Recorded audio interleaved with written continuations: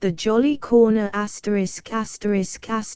transcribed from the 1918 Martin Secker edition by David Price. Email ccx074@coventry.ac.uk. The Jolly Corner by Henry James. Chapter I. Everyone asks me what I think of everything, said Spencer Bryden, and I make answer as I can, begging or dodging the question, putting them off with any nonsense.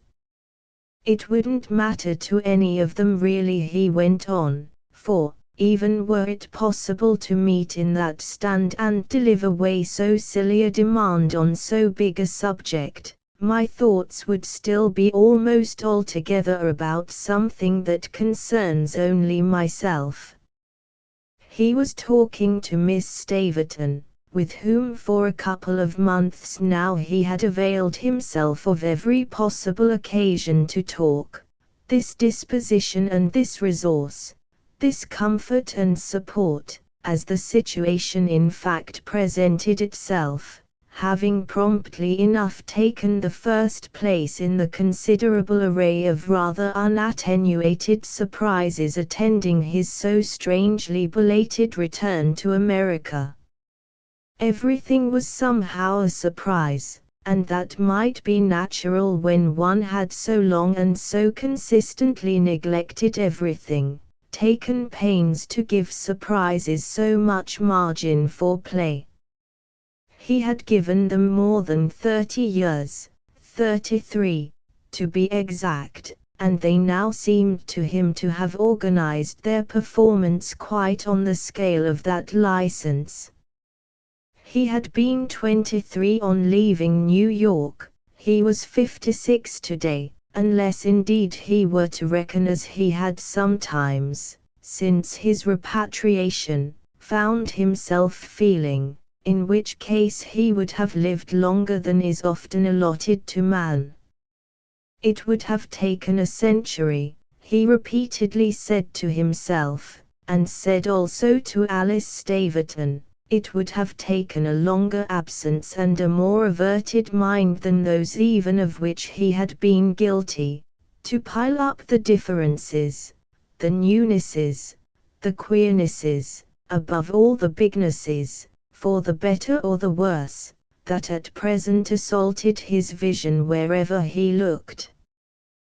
The great fact all the while, however, had been the incalculability, since he had supposed himself, from decade to decade, to be allowing, and in the most liberal and intelligent manner, for brilliancy of change. He actually saw that he had allowed for nothing, he missed what he would have been sure of finding, he found what he would never have imagined. Proportions and values were upside down.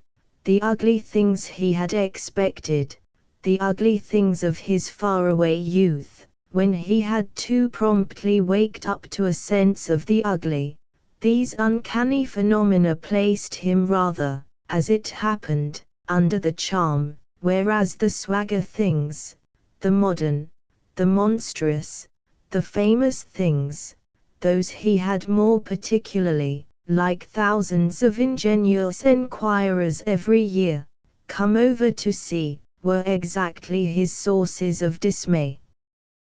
They were as so many set traps for displeasure, above all for reaction, of which his restless tread was constantly pressing the spring. It was interesting, doubtless, the whole show, but it would have been too disconcerting hadn't a certain finer truth saved the situation. He had distinctly not, in this steadier light, come over all for the monstrosities, he had come, not only in the last analysis but quite on the face of the act, under an impulse with which they had nothing to do.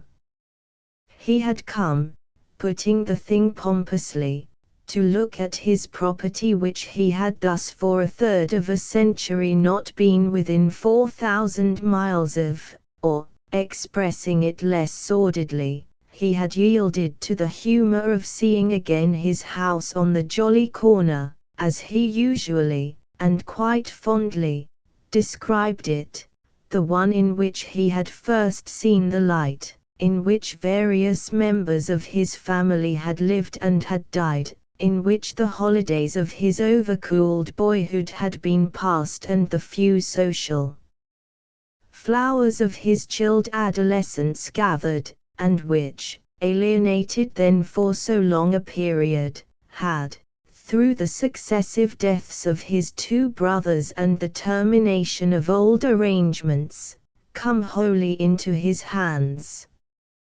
He was the owner of another, not quite so good, the Jolly Corner having been, from far back, superlatively extended and consecrated, and the value of the pair represented his main capital, with an income consisting, in these later years, of their respective rents which, thanks precisely to their original excellent type, had never been depressingly low. He could live in Europe as he had been in the habit of living, on the product of these flourishing New York leases, and all the better since, that of the second structure, the mere number in its long row, having within a 12-month fallen in, renovation at a high advance had proved beautifully possible. These were items of property indeed, but he had found himself since his arrival distinguishing more than ever between them. The house within the street, 2 bristling blocks westward, was already in course of reconstruction as a tall mass of flats. He had acceded, some time before, to overtures for this conversion, in which, now that it was going forward, it had been not the least of his astonishments to find himself able, on the spot, and though without a previous ounce of such experience, to participate with a certain intelligence, almost with a certain authority. He had lived his life with his back so turned to such concerns and his face addressed to those of so different an order that he scarce knew what to make of this lively stir, in a compartment of his mind never yet penetrated, of a capacity for business and a sense for construction.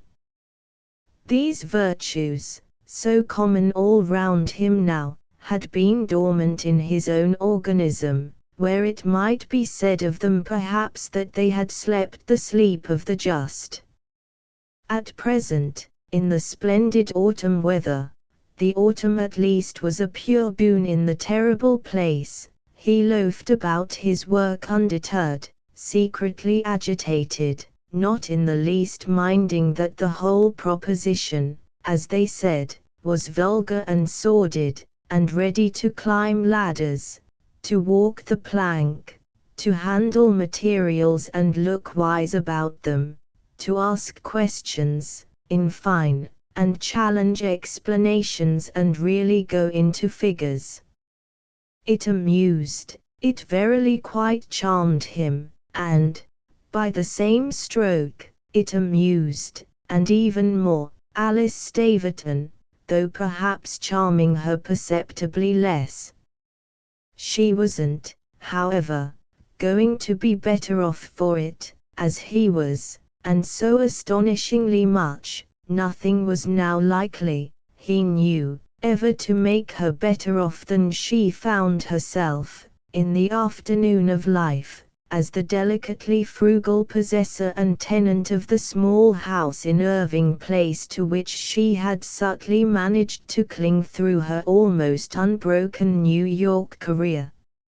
If he knew the way to it now better than to any other address among the dreadful multiplied numberings which seemed to him to reduce the whole place to some vast ledger page, overgrown, fantastic, of ruled and criss-crossed lines and figures, if he had formed, for his consolation, that habit, it was really not a little because of the charm of his having encountered and recognized, in the vast wilderness of the wholesale, breaking through the mere gross generalization of wealth and force and success, a small still scene where items and shades, all delicate things, kept the sharpness of the notes of a high voice perfectly trained, and where economy hung about like the scent of a garden.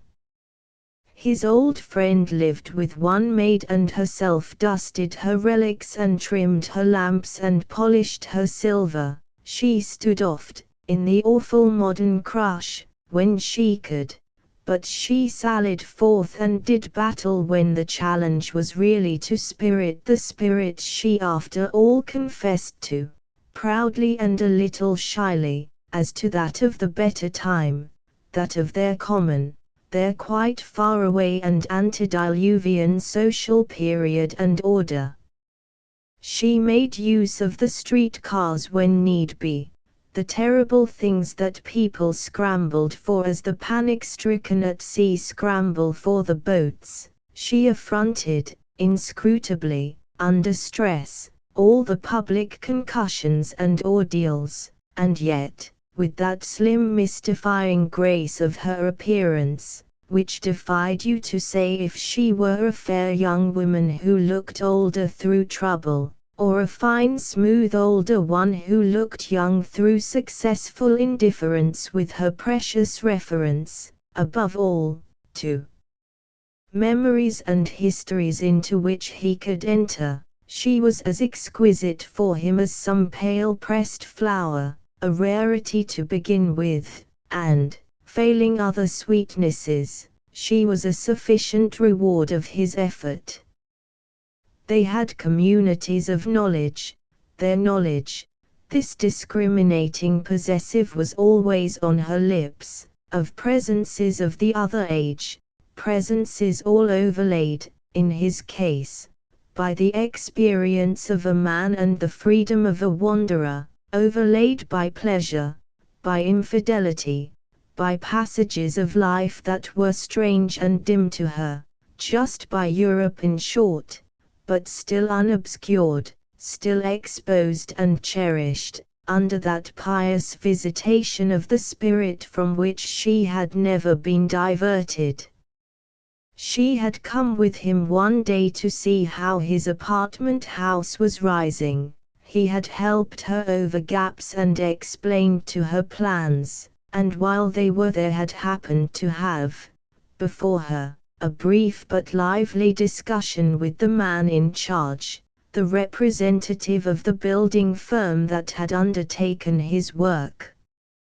He had found himself quite standing up to this personage over a failure on the latter's part to observe some detail of one of their noted conditions, and had so lucidly argued his case that, besides ever so prettily flushing, at the time, for sympathy in his triumph, she had afterwards said to him, though to a slightly greater effect of irony, that he had clearly for too many years neglected a real gift.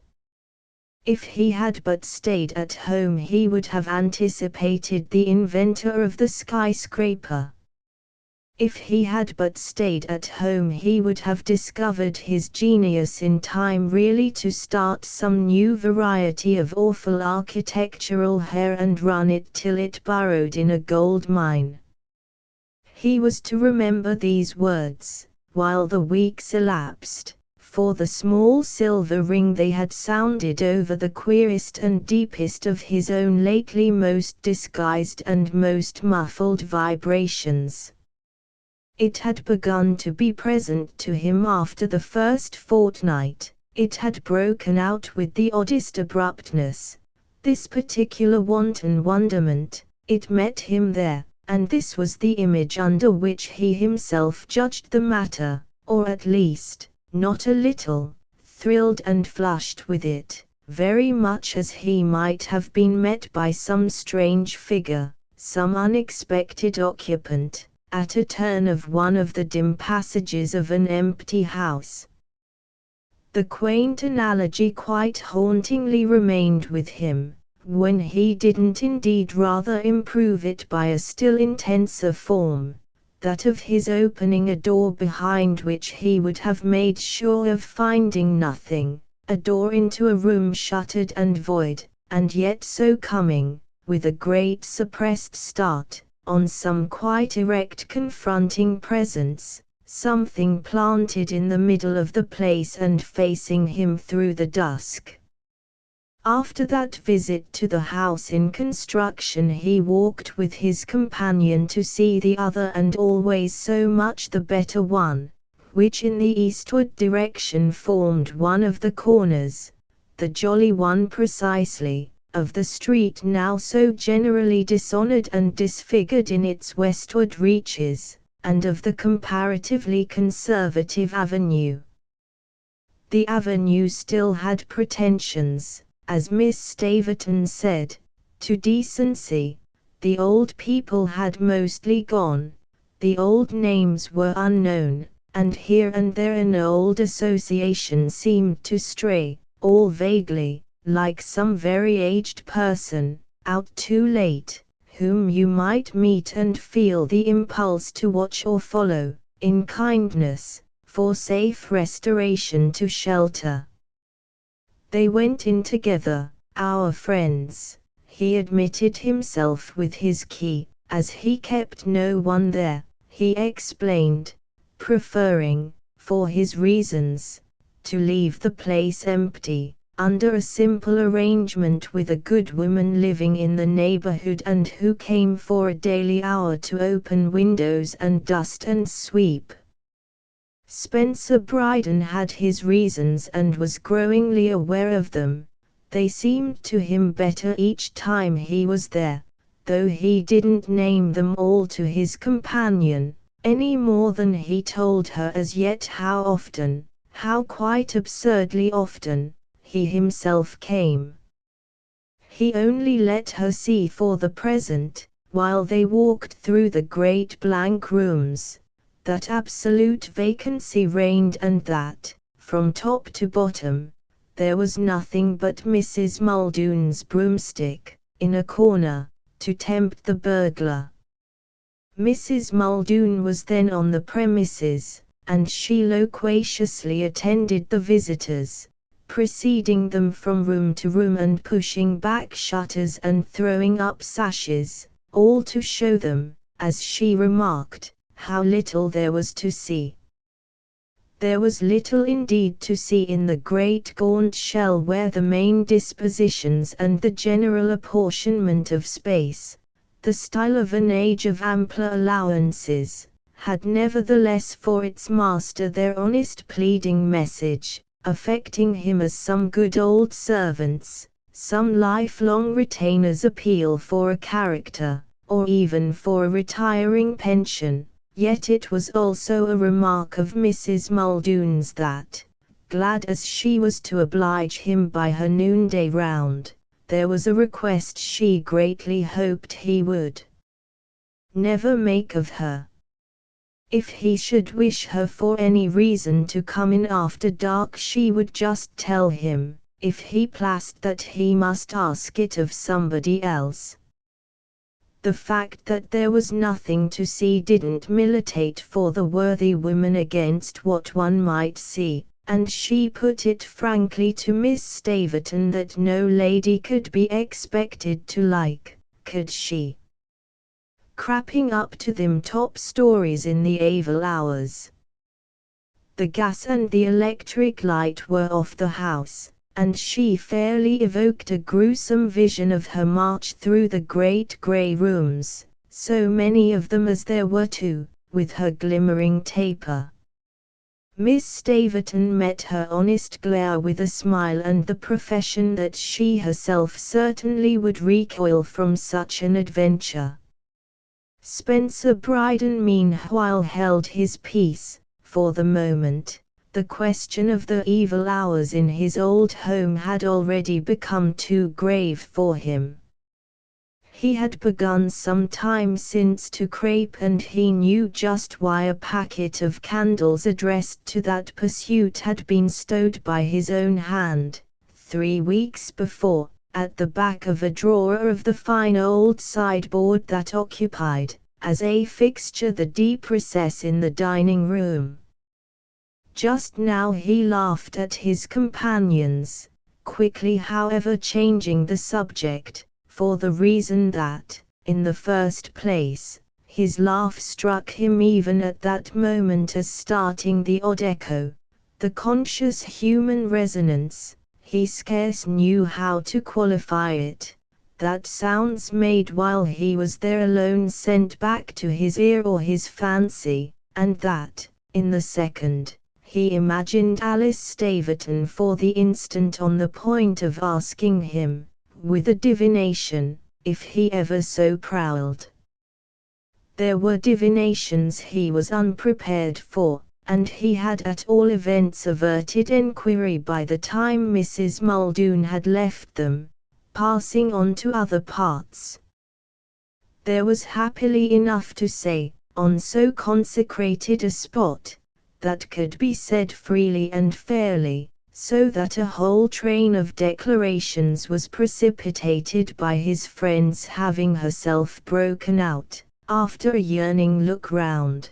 "But I hope you don't mean they want you to pull this to pieces?" His answer came, promptly, with his reawakened wrath. It was of course exactly what they wanted, and what they were at him for, daily, with the iteration of people who couldn't for their life understand a man's liability to decent feelings. He had found the place, just as it stood and beyond what he could express, an interest and a joy. There were values other than the beastly rent values, and in short. But it was thus Miss Staverton took him up. "In short, you're to make so good a thing of your skyscraper that, living in luxury on those ill-gotten gains, you can afford for a while to be sentimental here." Her smile had for him, with the words, the particular mild irony with which he found half her talk suffused, an irony without bitterness, and that came, exactly, from her having so much imagination, not, like the cheap sarcasms with which one heard most people, about the world of society bid for the reputation of cleverness, from nobody's really having any. It was agreeable to him at this very moment to be sure that when he had answered, after a brief demur, "Well, yes, so, precisely, you may put it," her imagination would still do him justice. He explained that even if never a dollar were to come to him from the other house, he would nevertheless cherish this one, and he dwelt, further, while they lingered and wondered, on the fact of the stupefaction he was already exciting, the positive mystification he felt himself create.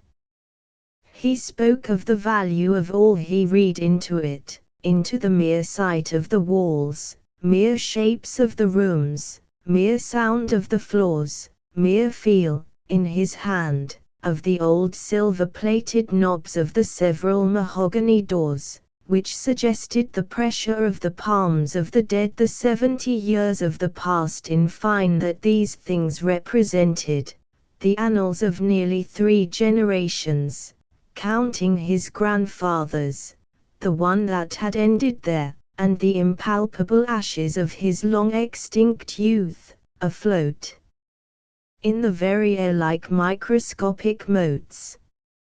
She listened to everything. She was a woman who answered intimately but who utterly didn't chatter. She scattered abroad therefore no cloud of words. She could assent, she could agree, above all she could encourage, without doing that. Only at the last she went a little further than he had done himself. "And then how do you know?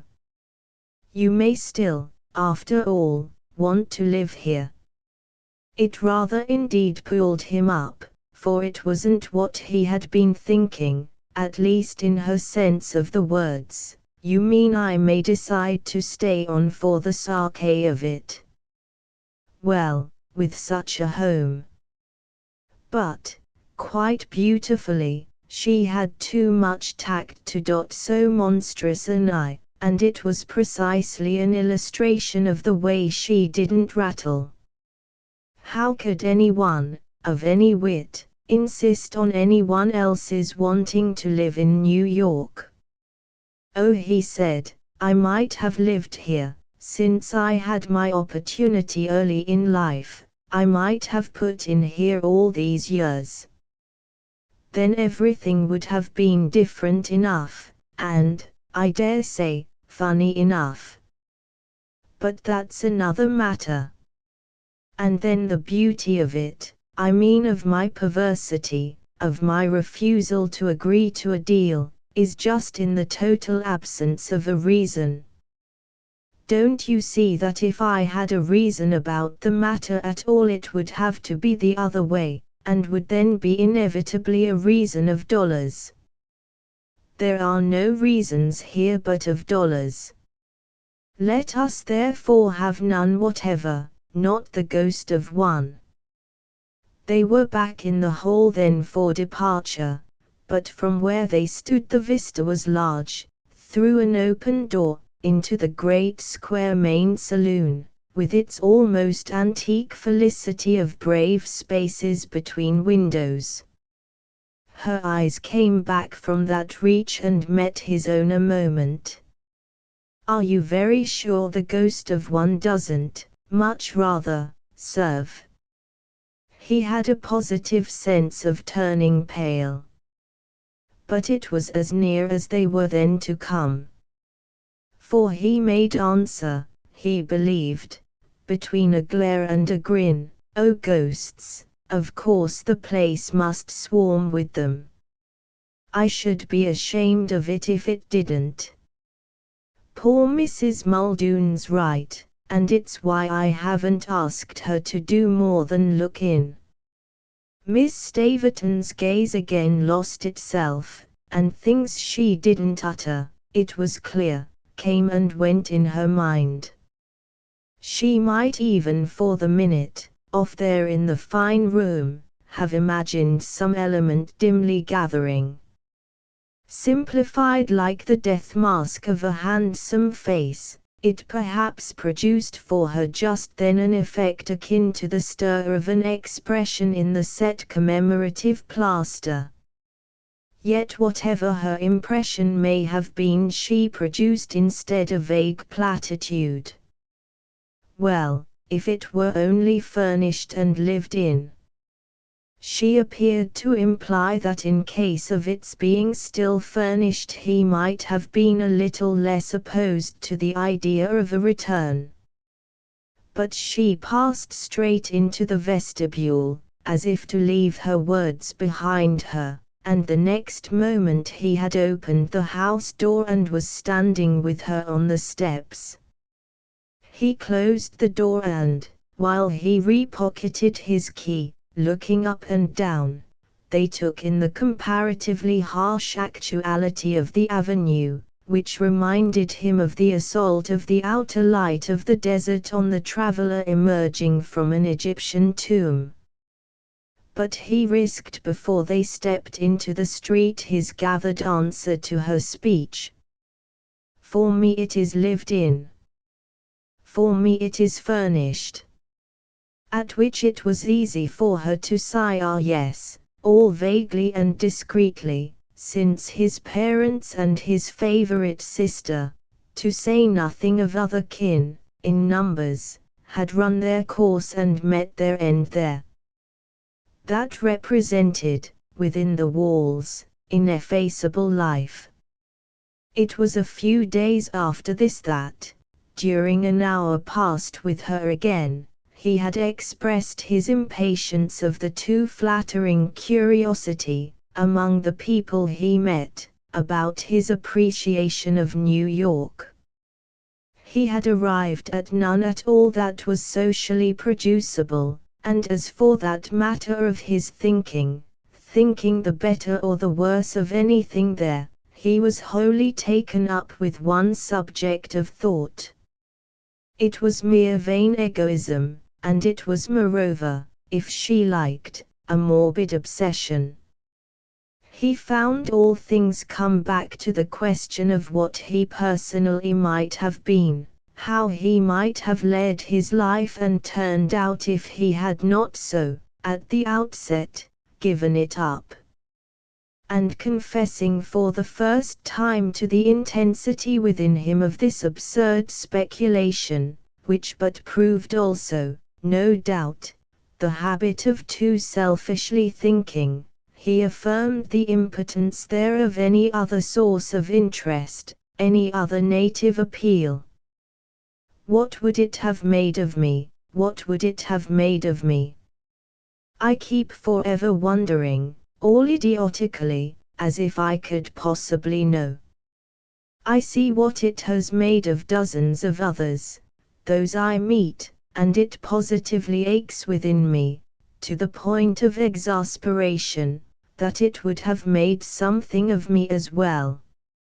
Only I can't make out what, and the worry of it, the small rage of curiosity never to be satisfied, brings back what I remember to have felt, once or twice, after judging best, for reasons, to burn some important letter unopened. I've been sorry, I've hated it, I've never known what was in the letter. You may, of course, say it's a trifle. I don't say it's a trifle, Miss Staverton gravely interrupted. She was seated by her fire, and before her, on his feet and restless, he turned to and fro between this intensity of his idea and a fitful and unseeing inspection, through his single eye-glass, of the dear little old objects on her chimney-piece. Her interruption made him for an instant look at her harder. I shouldn't care if you did, he laughed, however, and it's only a figure, at any rate, for the way I now feel. Not to have followed my perverse young course, and almost in the teeth of my father's curse, as I may say, not to have kept it up, so, over there from that day to this, without a doubt or a pang, not, above all, to have liked it, to have loved it, so much, loved it, no doubt, with such an abysmal conceit of my own preference, some variation from that, I say, must have produced some different effect for my life and for my form. I should have stuck here, if it had been possible, and I was too young, at 23, to judge, pour deux sous, whether it were possible. If I had waited I might have seen it was, and then I might have been, by staying here, something nearer to one of these types who have been hammered so hard and made so keen by their conditions. It isn't that I admire them so much, the question of any charm in them, or of any charm, beyond that of the rank money passion, exerted by their conditions for them, has nothing to do with the matter. It's only a question of what fantastic, yet perfectly possible, development of my own nature I mayn't have missed. It comes over me that I had then a strange alter ego deep down somewhere within me, as the full-blown flower is in the small tight bud, and that I just took the course, I just transferred him to the climate, that blighted him for once and forever. And you wonder about the flower, Miss Staverton said. So do I, if you want to know, and so I've been wondering these several weeks. I believe in the flower, she continued. I feel it would have been quite splendid, quite huge and monstrous. Monstrous above all, her visitor echoed, and I imagine, by the same stroke, quite hideous and offensive. You don't believe that she returned. If you did, you wouldn't wonder. You'd know, and that would be enough for you. What you feel, and what I feel for you, is that you'd have had power. You'd have liked me that way, he asked. She barely hung fire. How should I not have liked you? I see. You'd have liked me, have preferred me, a billionaire. How should I not have liked you? She simply again asked. He stood before her still, her question kept him motionless. He took it in, so much there was of it, and indeed his not otherwise meeting it testified to that. I know at least what I am, he simply went on, the other side of the medal's clear enough. I've not been edifying, I believe I'm thought in 100 quarters to have been barely decent. I've followed strange paths and worshipped strange gods, it must have come to you again and again, in fact you've admitted to me as much, that I was leading, at any time these 30 years, a selfish, frivolous, scandalous life. And you see what it has made of me. She just waited, smiling at him. You see what it has made of me. Oh, you're a person whom nothing can have altered. You were born to be what you are, anywhere, anyway, you've the perfection nothing else could have blighted. And don't you see how, without my exile, I shouldn't have been waiting till now? But he pulled up for the strange pang. The great thing to see, she presently said, seems to me to be that it has spoiled nothing. It hasn't spoiled your being here at last. It hasn't spoiled this. It hasn't spoiled your speaking, she also however faltered.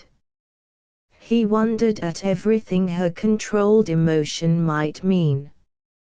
Do you believe then, too dreadfully, that I am as good as I might ever have been? Oh no. Far from it. With which she got up from her chair and was nearer to him. But I don't care, she smiled. You mean I'm good enough? She considered a little. Will you believe it if I say so? I mean, will you let that settle your question for you? And then, as if making out in his face that he drew back from this, that he had some idea which, however absurd, he couldn't yet bargain away, oh, you don't care either, but very differently, you don't care for anything but yourself. Spencer Bryden recognized it. It was in fact what he had absolutely professed. Yet he importantly qualified. He isn't myself. He's the just so totally other person. But I do want to see him, he added. And I can. And I shall. Their eyes met for a minute while he guessed from something in hers that she divined his strange sense. But neither of them otherwise expressed it, and her apparent understanding, with no protesting shock, no easy derision, touched him more deeply than anything yet, constituting for his stifled perversity, on the spot, an element that was like breathable air. What she said, however, was unexpected. Well, I've seen him. You. I've seen him in a dream. Oh, a dream. It let him down. But twice over, she continued. I saw him as I see you now. You've dreamed the same dream. Twice over, she repeated. The very same. This did somehow a little speak to him, as it also gratified him. You dream about me at that rate. About him, she smiled. His eyes again sounded her. Then you know all about him. And as she said nothing more, what's the wretch like? She hesitated, and it was as if he were pressing her so hard that, resisting for reasons of her own, she had to turn away. I'll tell you some other time.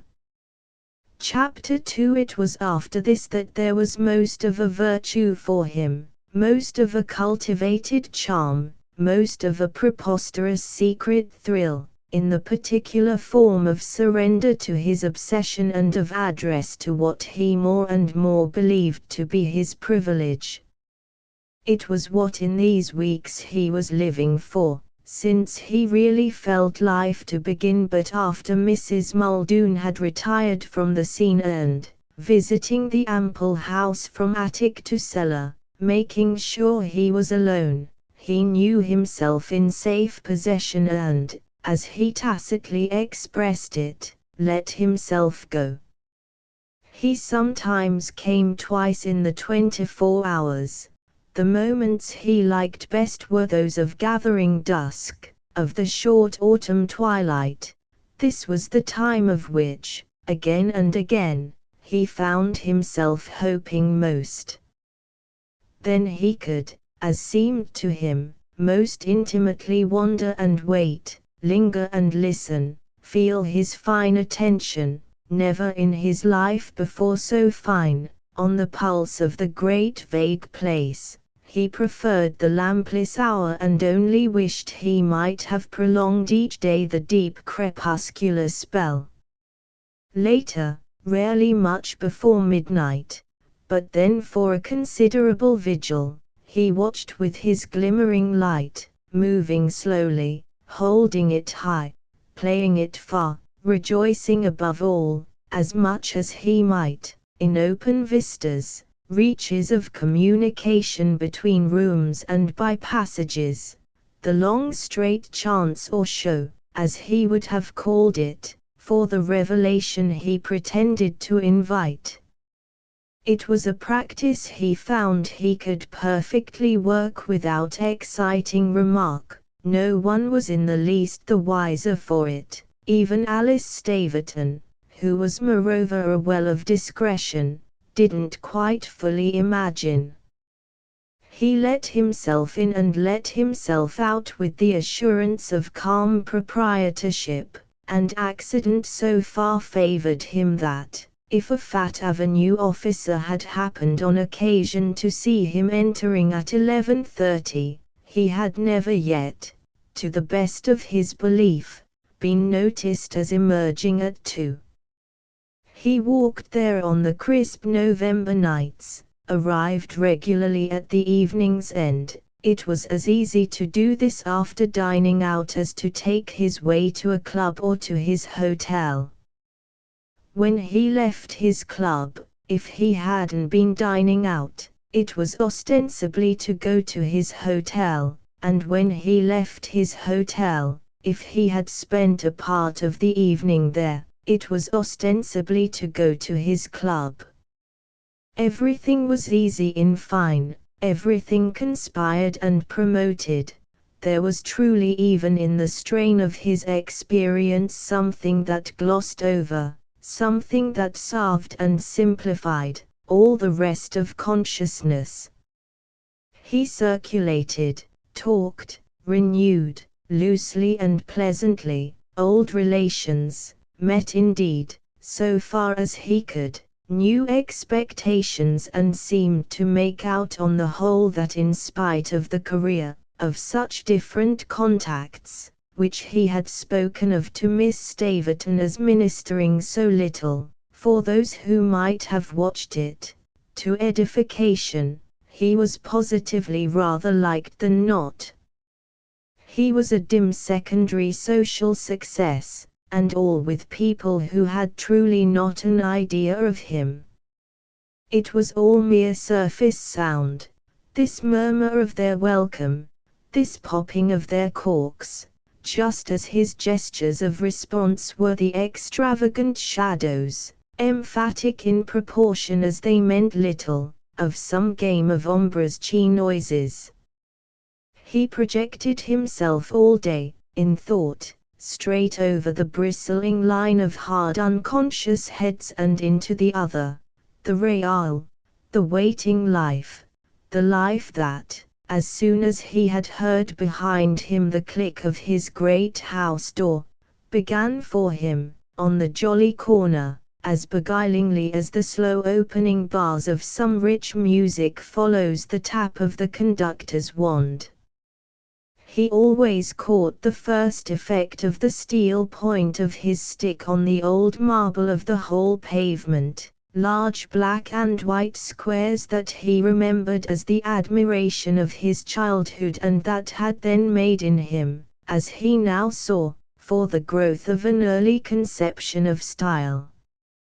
This effect was the dim reverberating tinkle as of some far-off bell hung who should say where, in the depths of the house, of the past, of that mystical other world that might have flourished for him had he not, for weal or woe, abandoned it. On this impression he did ever the same thing.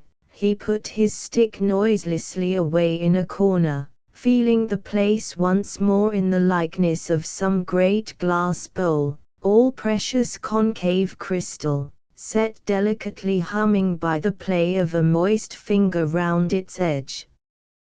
The concave crystal held, as it were, this mystical other world, and the indescribably fine murmur of its rim was the sigh there, the scarce audible pathetic wail to his strained ear, of all the old baffled forsworn possibilities. What he did therefore by this appeal of his hushed presence was to wake them into such measure of ghostly life as they might still enjoy. They were shy, all but unappeasably shy, but they weren't really sinister, at least they weren't as he had hitherto felt them, before they had taken the form he so yearned to make them take, the form he at moments saw himself in the light of fairly hunting on tiptoe, the points of his evening shoes, from room to room and from story to story. That was the essence of his vision, which was all rank folly, if one would, while he was out of the house and otherwise occupied, but which took on the last verisimilitude as soon as he was placed and posted. He knew what he meant and what he wanted, it was as clear as the figure on a check presented in demand for cash.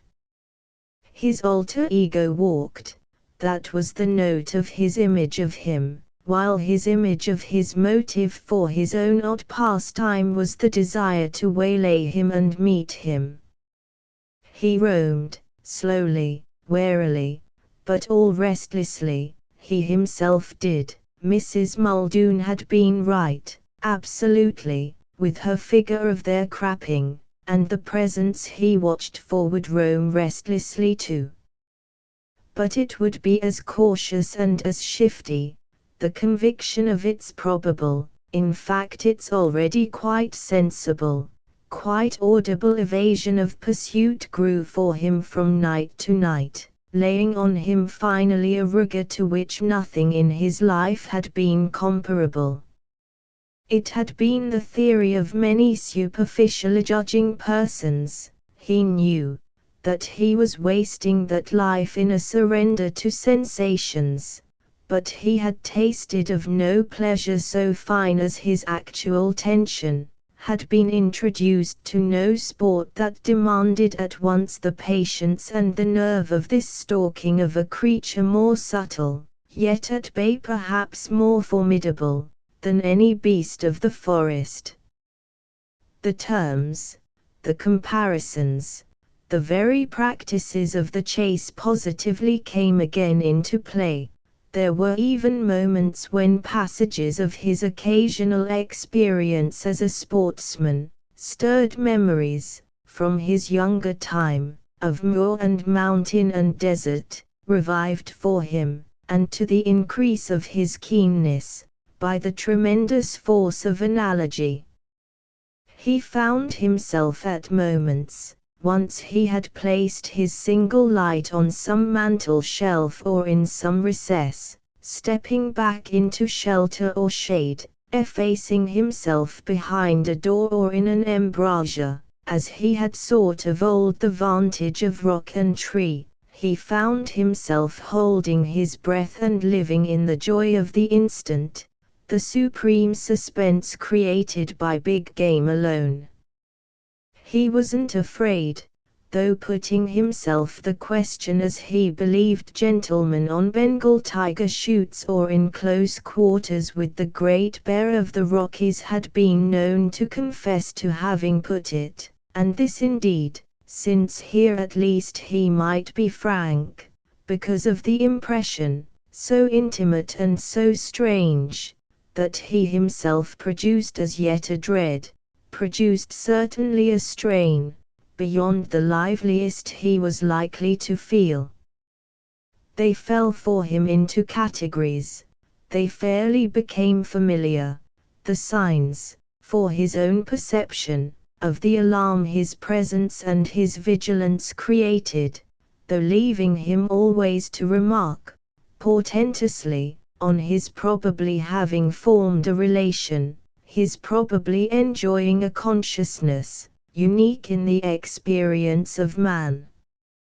People enough, first and last, had been in terror of apparitions, but who had ever before so turned the tables and become himself, in the apparitional world, an incalculable terror? He might have found this sublime had he quite dared to think of it, but he didn't too much insist, truly, on that side of his privilege. With habit and repetition he gained to an extraordinary degree the power to penetrate the dusk of distances and the darkness of corners, to resolve back into their innocence the treacheries of uncertain light, the evil-looking forms taken in the gloom by mere shadows, by accidents of the air, by shifting effects of perspective. Putting down his dim luminary he could still wander on without it, pass into other rooms and, only knowing it was there behind him in case of need, see his way about. Visually project for his purpose a comparative clearness. It made him feel, this acquired faculty, like some monstrous stealthy cat. He wondered if he would have glared at these moments with large shining yellow eyes, and what it mightn't verily be, for the poor hard-pressed alter ego, to be confronted with such a type. He liked however the open shutters, he opened everywhere those Mrs. Muldoon had closed, closing them as carefully afterwards, so that she shouldn't notice. He liked, oh this he did like, and above all in the upper rooms, the sense of the hard silver of the autumn stars through the window panes, and scarcely less the flare of the street lamps below, the white electric luster which it would have taken curtains to keep out. This was human actual social, this was of the world he had lived in, and he was more at his ease certainly for the countenance, coldly general and impersonal, that all the while and in spite of his detachment it seemed to give him. He had support of course mostly in the rooms at the wide front and the prolonged side, it failed him considerably in the central shades and the parts at the back. But if he sometimes, on his rounds, was glad of his optical reach, so none the less often the rear of the house affected him as the very jungle of his prey. The place was there more subdivided, a large extension in particular, where small rooms for servants had been multiplied, abounded in nooks and corners, in closets and passages, in the ramifications especially of an ample back staircase over which he leaned, many a time, to look far down, not deterred from his gravity even while aware that he might, for a spectator, have figured some solemn simpleton playing at hide-and-seek. Outside, in fact, he might himself make that ironic rapprochement, but within the walls, and in spite of the clear windows, his consistency was proof against the cynical light of New York. It had belonged to that idea of the exasperated consciousness of his victim to become a real test for him, since he had quite put it to himself from the first that, distinctly, he could cultivate his whole perception. He had felt it as above all open to cultivation, which indeed was but another name for his manner of spending his time. He was bringing it on, bringing it to perfection, by practice, in consequence of which it had grown so fine that he was now aware of impressions, attestations of his general postulate, that couldn't have broken upon him at once.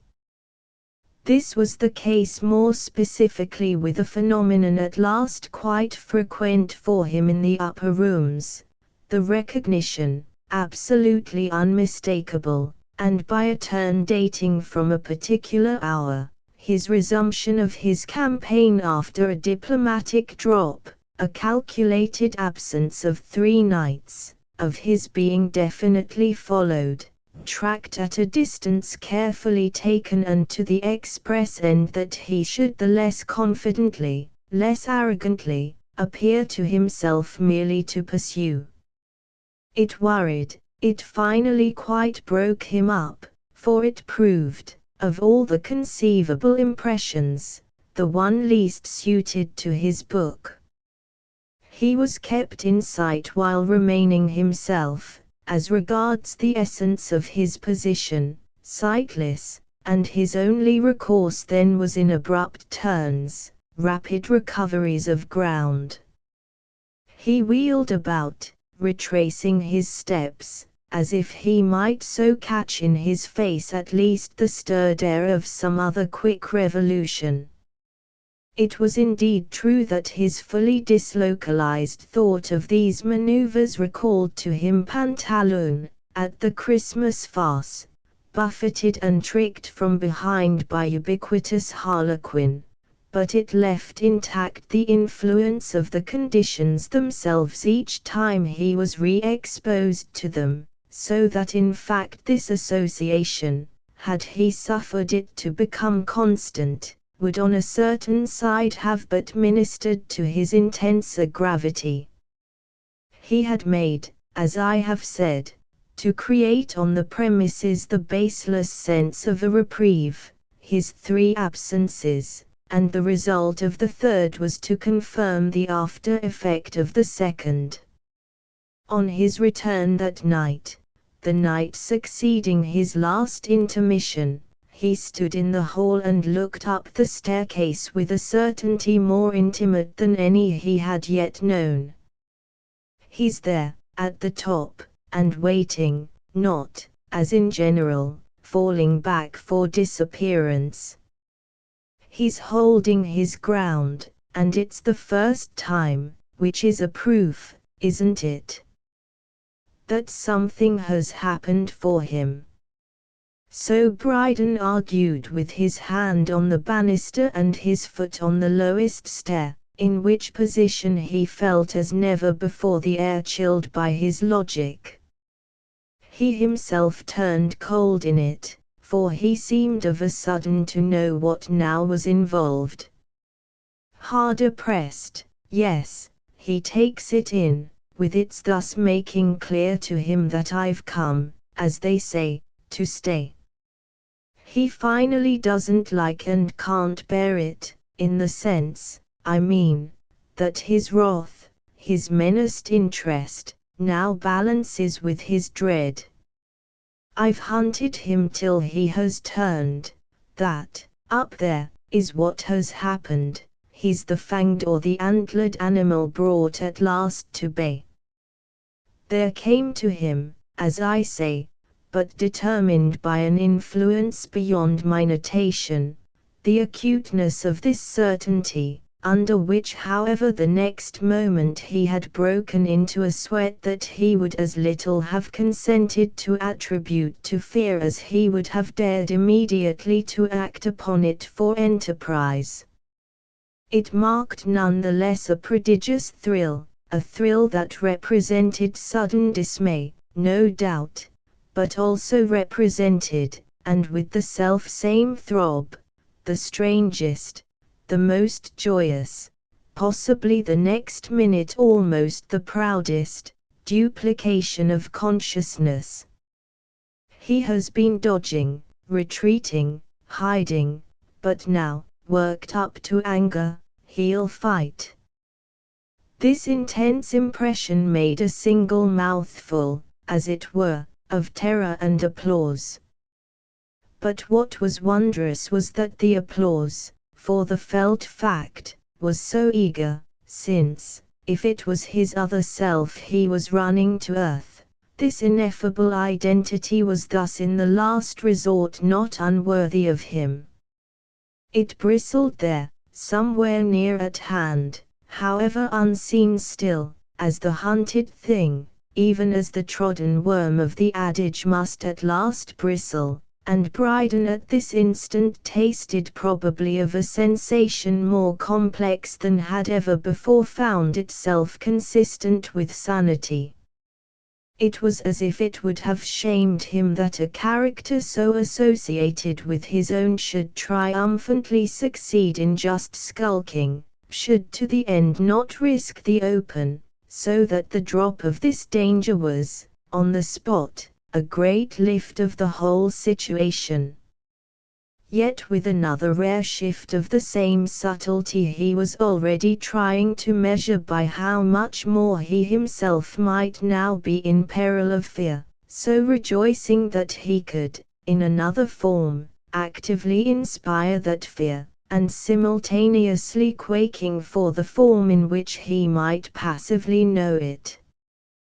The apprehension of knowing it must after a little have grown in him, and the strangest moment of his adventure perhaps, the most memorable or really most interesting, afterwards, of his crisis, was the lapse of certain instants of concentrated conscious combat, the sense of a need to hold on to something, even after the manner of a man slipping on some awful incline, the vivid impulse, above all, to move, to act, to charge, somehow and upon something, to show himself, in a word, that he wasn't afraid.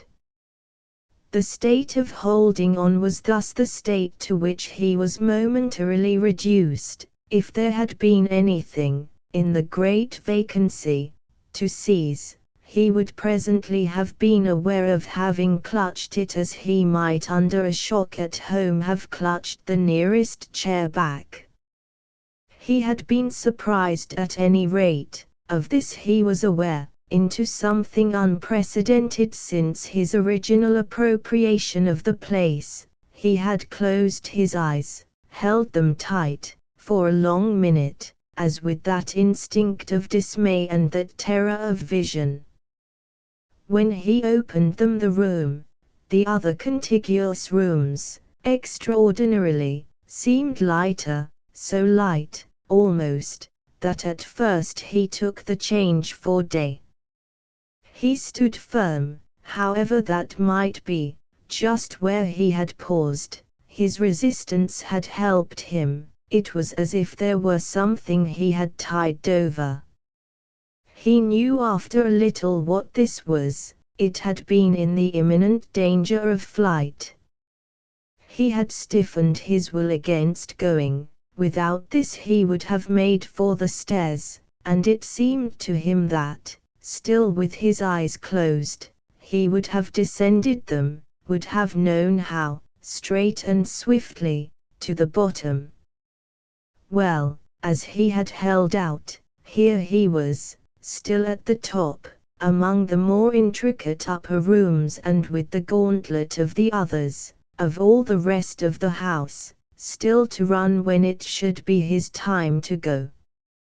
He would go at his time, only at his time. Didn't he go every night very much at the same hour? He took out his watch. There was light for that. It was scarcely 1:15, and he had never withdrawn so soon. He reached his lodgings for the most part at 2, with his walk of 1/4 hour.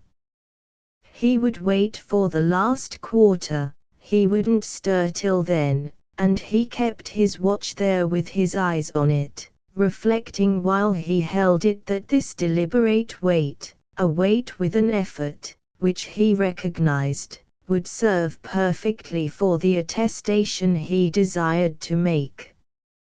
It would prove his courage, unless indeed the latter might most be proved by his budging at last from his place. What he mainly felt now was that, since he had originally scuttled, he had his dignities, which had never in his life seemed so many, all to preserve and to carry aloft. This was before him in truth as a physical image, an image almost worthy of an age of greater romance. That remark indeed glimmered for him only to glow the next instant with a finer light, since what age of romance, after all, could have matched either the state of his mind or, objectively as they said, the wonder of his situation? The only difference would have been that, brandishing his dignities over his head as in a parchment scroll, he might then, that is in the heroic time, have proceeded downstairs with a drawn sword in his other grasp. At present, really, the light he had set down on the mantel of the next room would have to figure his sword, which utensil, in the course of a minute, he had taken the requisite number of steps to possess himself of. The door between the rooms was open, and from the second another door opened to a third. These rooms, as he remembered, gave all three upon a common corridor as well, but there was a fourth, beyond them, without issue save through the preceding. To have moved, to have heard his step again, was appreciably a help, though even in recognizing this he lingered once more a little by the chimney-piece on which his light had rested. When he next moved, just hesitating where to turn, he found himself considering a circumstance that, after his first and comparatively vague apprehension of it, produced in him the start that often attends some pang of recollection, the violent shock of having ceased happily to forget. He had come into sight of the door in which the brief chain of communication ended and which he now surveyed from the nearer threshold, the one not directly facing it. Placed at some distance to the left of this point, it would have admitted him to the last room of the four, the room without other approach or egress, had it not, to his intimate conviction, been closed since his former visitation, the matter probably of 1/4 hour before. He stared with all his eyes at the wonder of the fact, arrested again where he stood and again holding his breath while he sounded his sense. Surely it had been subsequently closed, that is it had been on his previous passage indubitably open. He took it full in the face that something had happened between, that he couldn't have noticed before, by which he meant on his original tour of all the rooms that evening, that such a barrier had exceptionally presented itself. He had indeed since that moment undergone an agitation so extraordinary that it might have muddled for him any earlier view, and he tried to convince himself that he might perhaps then have gone into the room and, inadvertently, automatically, on coming out, have drawn the door after him. The difficulty was that this exactly was what he never did. It was against his whole policy, as he might have said, the essence of which was to keep vistas clear. He had them from the first, as he was well aware, quite on the brain, the strange apparition, at the far end of one of them, of his baffled prey, which had become by so sharp an irony so little the term now to apply, was the form of success his imagination had most cherished, projecting into it always a refinement of beauty. He had known 50 times the start of perception that had afterwards dropped, had 50 times gasped to himself, there, under some fond brief hallucination. The house, as the case stood, admirably lent itself, he might wonder at the taste, the native architecture of the particular time, which could rejoice so in the multiplication of doors, the opposite extreme to the modern, the actual almost complete prescription of them. But it had fairly contributed to provoke this obsession of the presence encountered telescopically, as he might say, focused and studied in diminishing perspective and as by a rest for the elbow. It was with these considerations that his present attention was charged. They perfectly availed to make what he saw portentous. He couldn't, by any lapse, have blocked that aperture, and if he hadn't, if it was unthinkable, why what else was clear but that there had been another agent? Another agent, he had been catching, as he felt, a moment back, the very breath of him, but when had he been so close as in this simple, this logical, this completely personal act? It was so logical, that is, that one might have taken it for personal, yet for what did Bryden take it, he asked himself, while, softly panting, he felt his eyes almost leave their sockets. This time at last they were, the two, the opposed projections of him, in presence, and this time, as much as one would, the question of danger loomed.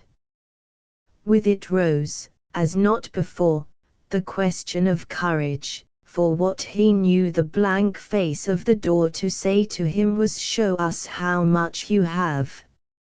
It stared, it glared back at him with that challenge, it put to him the two alternatives, should he just push it open or not?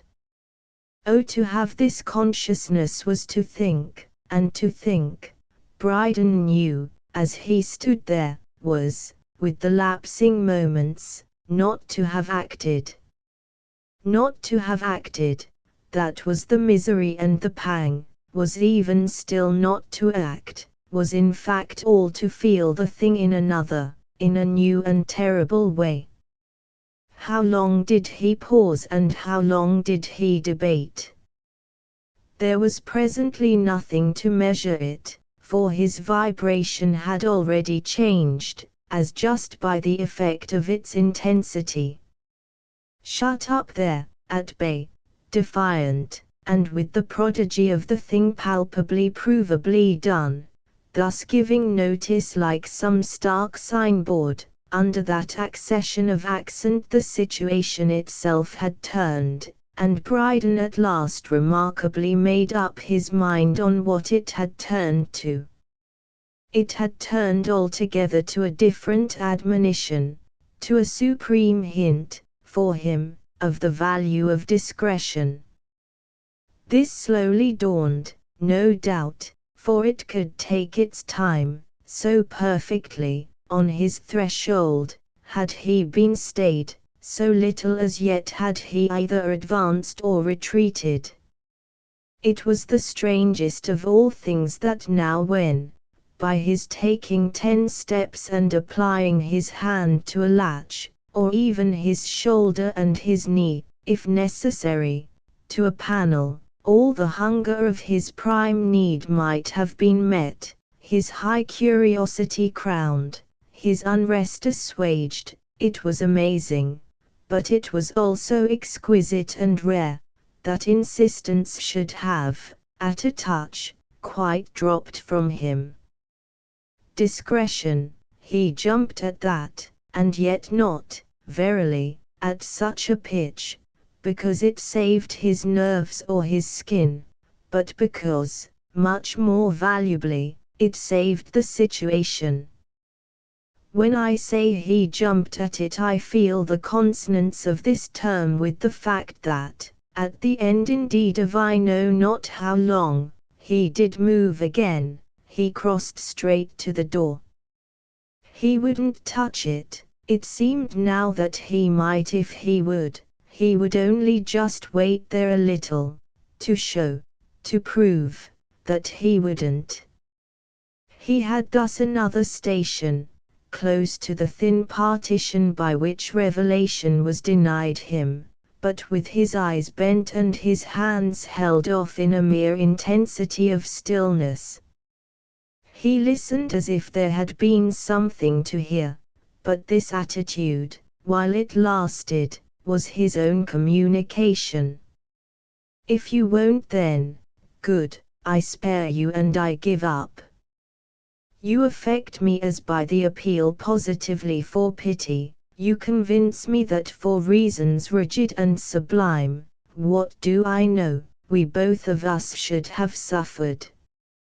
I respect them then, and, though moved and privileged as, I believe, it has never been given to man, I retire, I renounce, never, on my honor, to try again. So rest forever, and let me. That, for Bryden, was the deep sense of this last demonstration, solemn, measured, directed, as he felt it to be. He brought it to a close, he turned away, and now verily he knew how deeply he had been stirred. He retraced his steps, taking up his candle, burnt, he observed, well nigh to the socket, and marking again, lighten it as he would, the distinctness of his footfall, after which, in a moment, he knew himself at the other side of the house. He did hear what he had not yet done at these hours. He opened half a casement, one of those in the front, and let in the air of the night, a thing he would have taken at any time previous for a sharp rupture of his spell. His spell was broken now, and it didn't matter. Broken by his concession and his surrender, which made it idle henceforth that he should ever come back. The empty street, its other life so marked even by great lamplit vacancy, was within call, within touch. He stayed there as to be in it again, high above it though he was still perched. He watched as for some comforting common fact, some vulgar human note, the passage of a scavenger or a thief, some night bird however base. He would have blessed that sign of life, he would have welcomed positively the slow approach of his friend the policeman, whom he had hitherto only sought to avoid, and was not sure that if the patrol had come into sight he mightn't have felt the impulse to get into relation with it, to hail it, on some pretext, from his 4th floor. The pretext that wouldn't have been too silly or too compromising, the explanation that would have saved his dignity and kept his name, in such a case, out of the papers, was not definite to him. He was so occupied with the thought of recording his discretion, as an effect of the vow he had just uttered to his intimate adversary, that the importance of this loomed large, and something had overtaken all ironically his sense of proportion. If there had been a ladder applied to the front of the house, even one of the vertiginous perpendiculars employed by painters and roofers and sometimes left standing overnight, he would have managed somehow, astride of the window-sill, to compass by outstretched leg and arm that mode of descent. If there had been some such uncanny thing as he had found in his room at hotels, a workable fire escape in the form of notched cable or a canvas chute, he would have availed himself of it as a proof, well, of his present delicacy. He nursed that sentiment, as the question stood, a little in vain, and even, at the end of he scarce knew, once more, how long, found it, as by the action on his mind of the failure of response of the outer world, sinking back to vague anguish. It seemed to him he had waited an age for some stir of the great grim hush. The life of the town was itself under a spell, so unnaturally, up and down the whole prospect of known and rather ugly objects. The blankness and the silence lasted. Had they ever, he asked himself, the hard-faced houses, which had begun to look livid in the dim dawn, had they ever spoken so little to any need of his spirit? Great builded voids, great crowded stillnesses put on, often, in the heart of cities, for the small hours, a sort of sinister mask. And it was of this large collective negation that Bryden presently became conscious, all the more that the break of day was, almost incredibly, now at hand, proving to him what a night he had made of it. He looked again at his watch, saw what had become of his time values. He had taken hours for minutes, not, as in other tense situations, minutes for hours, and the strange air of the streets was but the weak, the sullen flush of a dawn in which everything was still locked up. His choked appeal from his own open window had been the sole note of life, and he could but break off at last as for a worse despair. Yet while so deeply demoralized he was capable again of an impulse denoting, at least by his present measure, extraordinary resolution, of retracing his steps to the spot where he had turned cold with the extinction of his last pulse of doubt as to there being in the place another presence than his own. This required an effort strong enough to sicken him, but he had his reason, which overmastered for the moment everything else. There was the whole of the rest of the house to traverse, and how should he screw himself to that if the door he had seen closed were at present open?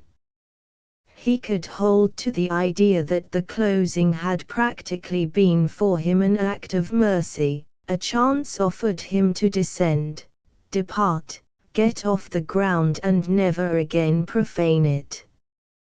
This conception held together. It worked, but what it meant for him depended now clearly on the amount of forbearance his recent action, or rather his recent inaction, had engendered. The image of the presence, whatever it was, waiting there for him to go, this image had not yet been so concrete for his nerves as when he stopped short of the point at which certainty would have come to him. For, with all his resolution, or more exactly with all his dread, he did stop short, he hung back from really seeing. The risk was too great and his fear too definite, it took at this moment an awful specific form. He knew, Yes, as he had never known anything, that, should he see the door open, it would all too abjectly be the end of him. It would mean that the agent of his shame, for his shame was the deep abjection, was once more at large and in general possession, and what glared him thus in the face was the act that this would determine for him. It would send him straight about to the window he had left open, and by that window, be long ladder and dangling rope as absent as they would, he saw himself uncontrollably, insanely, fatally take his way to the street. The hideous chance of this he at least could avert, but he could only avert it by recoiling in time from assurance. He had the whole house to deal with. This fact was still there, only he now knew that uncertainty alone could start him. He stole back from where he had checked himself. Merely to do so was suddenly like safety, and, making blindly for the greater staircase, left gaping rooms and sounding passages behind. Here was the top of the stairs, with a fine large dim descent and 3 spacious landings to mark off. His instinct was all for mildness, but his feet were harsh on the floors, and, strangely, when he had in a couple of minutes become aware of this, it counted somehow for help. He couldn't have spoken. The tone of his voice would have scared him, and the common conceit or resource of whistling in the dark, whether literally or figuratively, have appeared basely vulgar, yet he liked none the less to hear himself go, and when he had reached his first landing, taking it all with no rush, but quite steadily, that stage of success drew from him a gasp of relief. The house, withal, seemed immense. The scale of space again inordinate, the open rooms, to no one of which his eyes deflected, gloomed in their shuttered state like mouths of caverns, only the high skylight that formed the crown of the deep well created for him a medium in which he could advance, but which might have been, for queerness of color, some watery underworld. He tried to think of something noble, as that his property was really grand, a splendid possession, but this nobleness took the form too of the clear delight with which he was finally to sacrifice it. They might come in now, the builders, the destroyers, they might come as soon as they would. At the end of 2 flights he had dropped to another zone, and from the middle of the 3rd, with only 1 more left, he recognized the influence of the lower windows, of half-drawn blinds, of the occasional gleam of street lamps, of the glazed spaces of the vestibule. This was the bottom of the sea, which showed an illumination of its own and which he even saw paved, when at a given moment he drew up to sink a long look over the banisters, with the marble squares of his childhood. By that time indubitably he felt, as he might have said in a commoner cause, better. It had allowed him to stop and draw breath, and the case increased with the sight of the old black and white slabs. But what he most felt was that now surely, with the element of impunity pulling him as by hard firm hands, the case was settled for what he might have seen above had he dared that last look. The closed door, blessedly remote now, was still closed, and he had only in short to reach that of the house. He came down further. He crossed the passage forming the access to the last flight, and if here again he stopped an instant it was almost for the sharpness of the thrill of assured escape. It made him shut his eyes, which opened again to the straight slope of the remainder of the stairs. Here was impunity still, but impunity almost excessive, inasmuch as the side lights and the high fan tracery of the entrance were glimmering straight into the hall, an appearance produced, he the next instant saw, by the fact that the vestibule gaped wide, that the hinged halves of the inner door had been thrown far back. Out of that again the question sprang at him, making his eyes, as he felt, half start from his head, as they had done, at the top of the house, before the sign of the other door.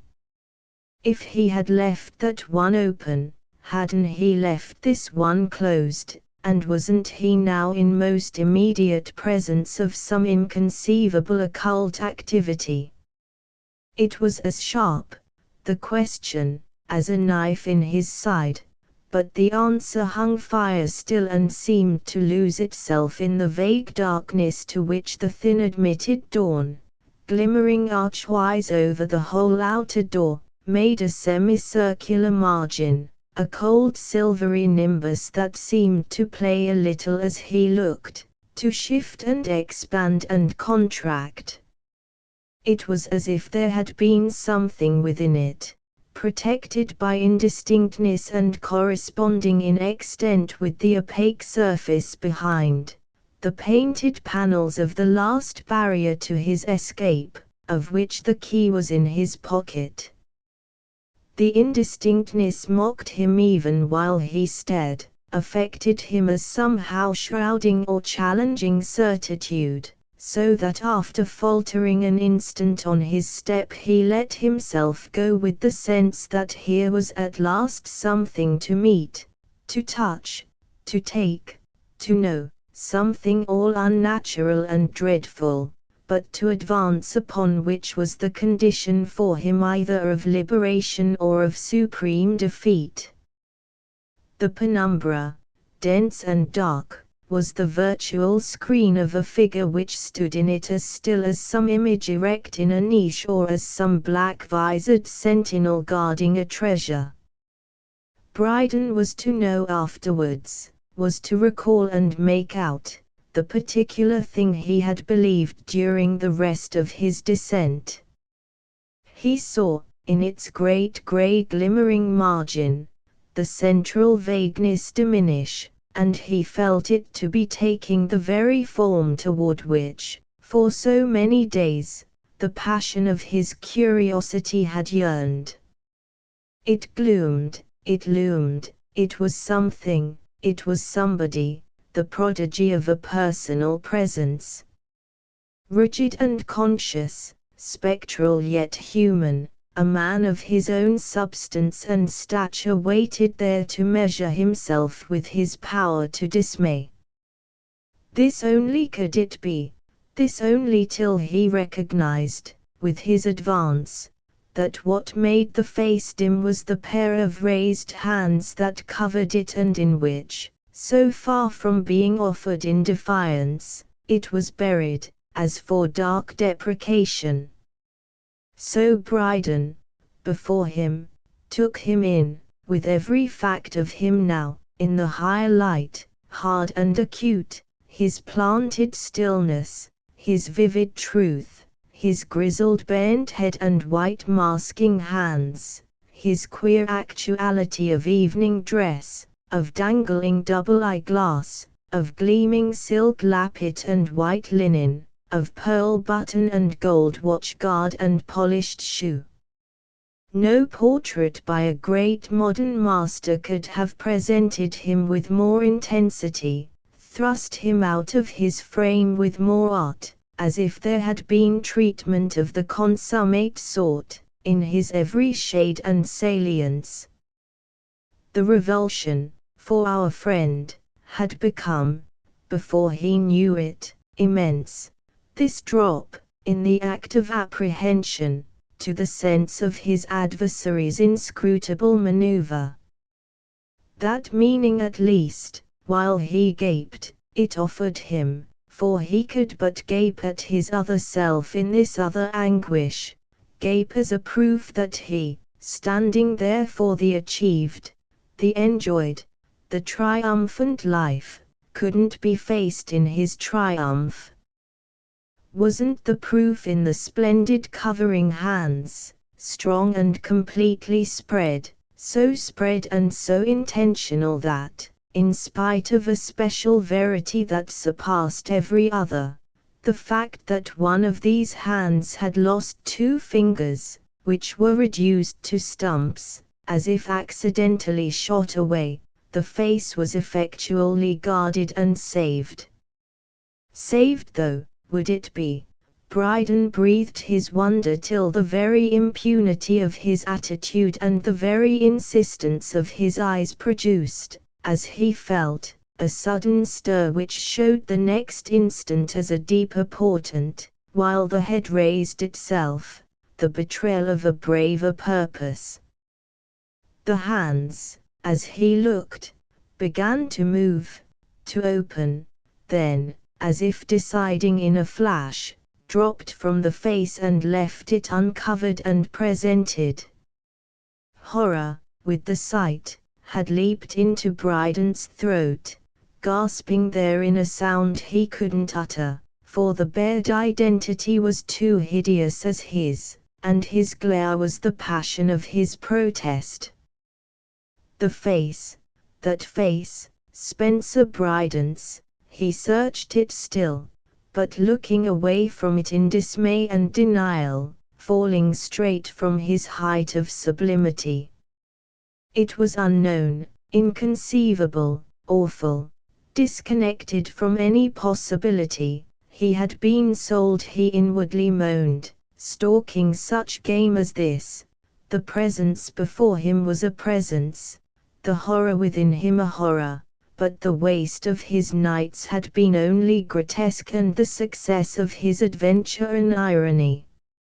Such an identity fitted his at no point, made its alternative monstrous. 1,000 times yes, as it came upon him nearer now, the face was the face of a stranger. It came upon him nearer now, quite as one of those expanding fantastic images projected by the magic lantern of childhood, for the stranger, whoever he might be, evil, odious, blatant, vulgar, had advanced as for aggression, and he knew himself give ground. Then harder pressed still, sick with the force of his shock, and falling back as under the hot breath and the roused passion of a life larger than his own, a rage of personality before which his own collapsed, he felt the whole vision turn to darkness and his very feet give way. His head went round, he was going, he had gone. Chapter 3. What had next brought him back, clearly, though after how long, was Mrs. Muldoon's voice, coming to him from quite near, from so near that he seemed presently to see her as kneeling on the ground before him while he lay looking up at her, himself not wholly on the ground, but half raised and upheld, conscious, yes, of tenderness of support and, more particularly, of a head pillowed in extraordinary softness and faintly refreshing fragrance. He considered, he wondered, his wit but half at his service, then another face intervened, bending more directly over him, and he finally knew that Alice Staverton had made her lap an ample and perfect cushion to him, and that she had to this end seated herself on the lowest degree of the staircase, the rest of his long person remaining stretched on his old black and white slabs. They were cold, these marble squares of his youth, but he somehow was not, in this rich return of consciousness, the most wonderful hour, little by little, that he had ever known, leaving him, as it did, so gratefully, so abysmally passive, and yet as with a treasure of intelligence waiting all round him for quiet appropriation, dissolved, he might call it, in the air of the place and producing the golden glow of a late autumn afternoon. He had come back, yes, come back from further away than any man but himself had ever travelled. But it was strange how with this sense what he had come back to seemed really the great thing, and as if his prodigious journey had been all for the sake of it. Slowly but surely his consciousness grew, his vision of his state thus completing itself. He had been miraculously carried back, lifted and carefully borne as from where he had been picked up, the uttermost end of an interminable grey passage. Even with this he was suffered to rest, and what had now brought him to knowledge was the break in the long mild motion. It had brought him to knowledge, yes, this was the beauty of his state, which came to resemble more and more that of a man who has gone to sleep on some news of a great inheritance, and then, after dreaming it away, after profaning it with matters strange to it, has waked up again to serenity of certitude and has only to lie and watch it grow. This was the drift of his patience, that he had only to let it shine on him.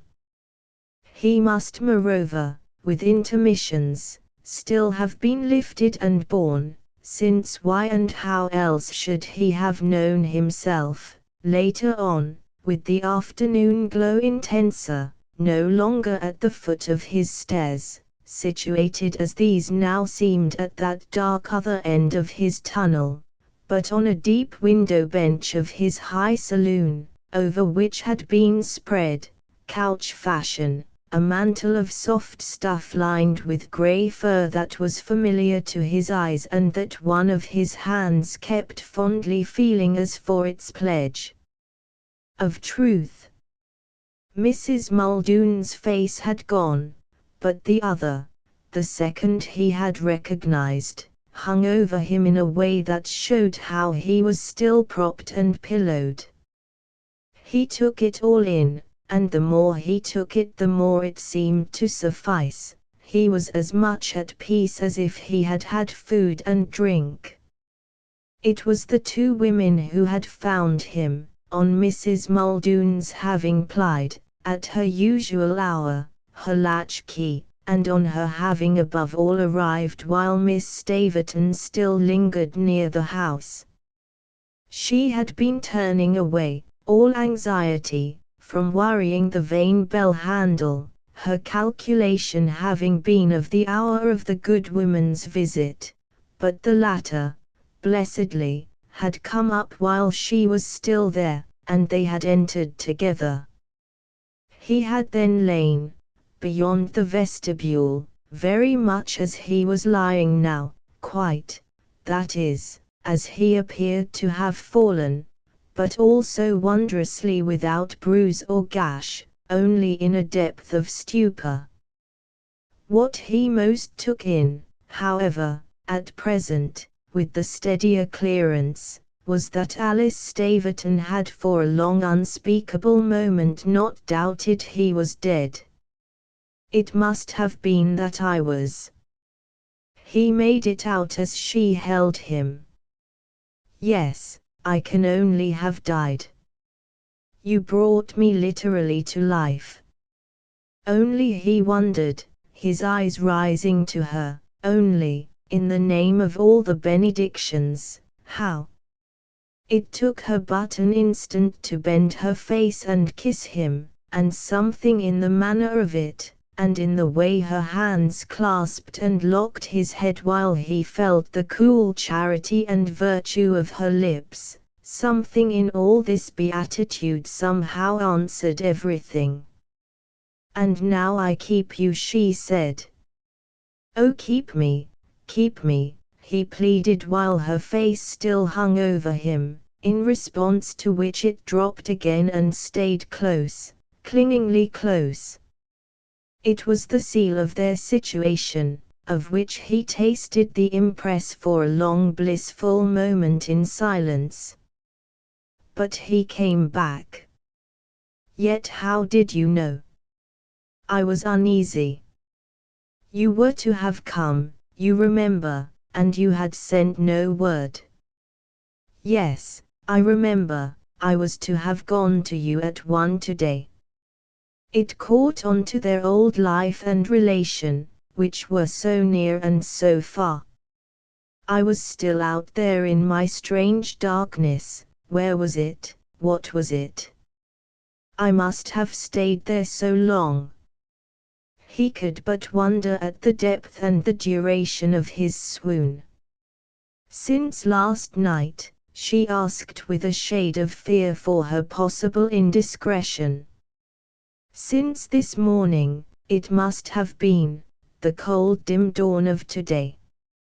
Where have I been? He vaguely wailed, where have I been? He felt her hold him close, and it was as if this helped him now to make in all security his mild moan. What a long dark day! All in her tenderness she had waited a moment.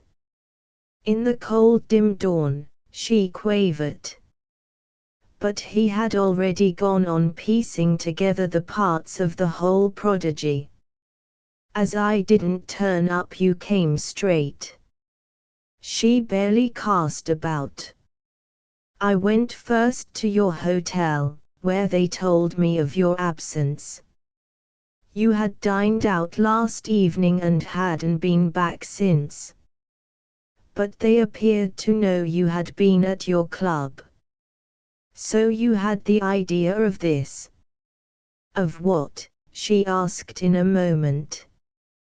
Well, of what has happened. I believed at least you'd have been here. I've known, all along, she said, that you've been coming. Known it? Well, I've believed it. I said nothing to you after that talk we had a month ago, but I felt sure. I knew you would, she declared. That I'd persist, you mean? That you'd see him? Ah, but I didn't, cried Bryden with his long wail. There's somebody, an awful beast, whom I brought, too horribly, to bay. But it's not me. At this she bent over him again, and her eyes were in his eyes. No, it's not you. And it was as if, while her face hovered, he might have made out in it, hadn't it been so near, some particular meaning blurred by a smile. No, thank heaven, she repeated, it's not you. Of course it wasn't to have been. Ah, but it was, he gently insisted. And he stared before him now as he had been staring for so many weeks. I was to have known myself. You couldn't, she returned consolingly. And then reverting, and as if to account further for what she had herself done, but it wasn't only that you hadn't been at home, she went on.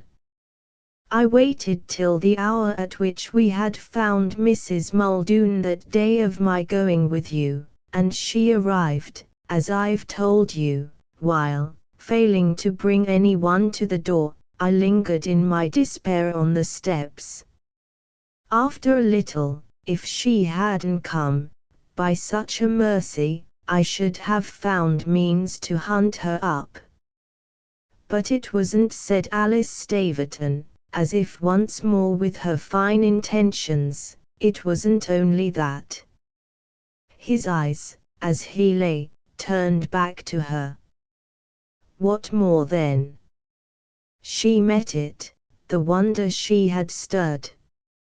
In the cold dim dawn, you say? Well, in the cold dim dawn of this morning I too saw you. Saw me. Saw him, said Alice Staverton. It must have been at the same moment. He lay an instant taking it in, as if he wished to be quite reasonable. At the same moment. Yes, in my dream again, the same one I've named to you. He came back to me. Then I knew it for a sign. He had come to you. At this Bryden raised himself, he had to see her better. She helped him when she understood his movement, and he sat up, steadying himself beside her there on the window bench and with his right hand grasping her left. He didn't come to me. You came to yourself, she beautifully smiled. Ah, I've come to myself now, thanks to you, dearest. But this brute, with his awful face, this brute's a black stranger. He's none of me, even as I might have been, Bryden sturdily declared. But she kept the clearness that was like the breath of infallibility. Isn't the whole point that you'd have been different? He almost scowled for it. As different as that? Her look again was more beautiful to him than the things of this world. Haven't you exactly wanted to know how different? So this morning, she said, you appeared to me like him. A black stranger. Then how did you know it was I? Because, as I told you weeks ago, my mind, my imagination, has worked so over what you might, what you mightn't have been, to show you, you see, how I've thought of you. In the midst of that you came to me, that my wonder might be answered. So I knew, she went on, and believed that, since the question held you two so fast, as you told me that day, you too would see for yourself. And when this morning I again saw, I knew it would be because you had, and also then, from the first moment, because you somehow wanted me. He seemed to tell me of that. So why, she strangely smiled, shouldn't I like him? It brought Spencer Bryden to his feet. You like that horror? I could have liked him. And to me, she said, he was no horror. I had accepted him. Accepted. Bryden oddly sounded. Before, for the interest of his difference, yes. And as I didn't disown him, as I knew him, which you at last, confronted with him in his difference, so cruelly didn't, my dear, well, he must have been, you see, less dreadful to me. And it may have pleased him that I pitied him. She was beside him on her feet, but still holding his hand, still with her arm supporting him. But though it all brought for him thus a dim light, you pitied him, he grudgingly, resentfully asked. He has been unhappy, he has been ravaged, she said. And haven't I been unhappy? Am not I? You've only to look at me, ravaged. Ah, I don't say I like him better, she granted after a thought. But he's grim, he's worn, and things have happened to him. He doesn't make shift, for sight, with your charming monocle. No, it struck Bryden, I couldn't have sported mine downtown. They'd have guyed me there. His great convex pince-nez, I saw it, I recognized the kind, is for his poor ruined sight. And his poor right hand. Ah! Bryden winced, whether for his proved identity or for his lost fingers. Then, he has $1 million a year, he lucidly added. But he hasn't you. And he isn't, no, he isn't, you, she murmured, as he drew her to his breast. ****** End of the Project Gutenberg ebook The Jolly Corner ****** Updated editions will replace the previous one, the old editions will be renamed. Creating the works from print editions not protected by U.S. copyright law means that no one owns a United States copyright in these works, so the Foundation, and you, can copy and distribute it in the United States without permission and without paying copyright royalties. Special rules, set forth in the general terms of use part of this license, apply to copying and distributing Project Gutenberg trademark symbol electronic works to protect the Project Gutenberg trademark symbol concept and trademark. Project Gutenberg is a registered trademark, and may not be used if you charge for an ebook, except by following the terms of the trademark license, including paying royalties for use of the Project Gutenberg trademark. If you do not charge anything for copies of this ebook, complying with the trademark license is very easy.